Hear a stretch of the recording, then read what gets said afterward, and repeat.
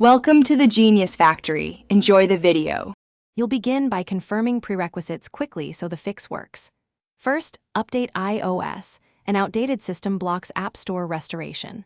Once updated, sign into your Apple ID in settings so purchases and app visibility sync. Next, open Screen Time and disable any content or privacy restrictions that may hide the App Store icon.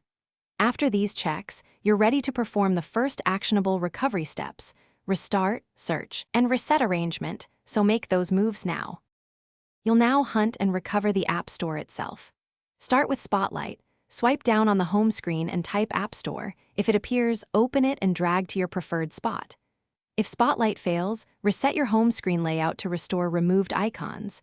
Go to Settings, General, then Reset Home Screen. If family sharing or purchased hides it, visit App Store via a direct app link in a message or use Purchase to re-download. Once done, make sure the icon stays visible where you expect. Finish by validating functionality. Open App Store, browse categories, and attempt a small download to confirm purchases and updates work.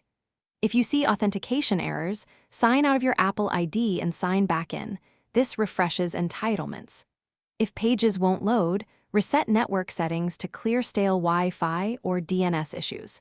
As a final troubleshooting tip, if nothing restores the App Store, back up your device and perform a restore or contact Apple support. Thanks for watching. If you found this helpful, don't forget to like and subscribe.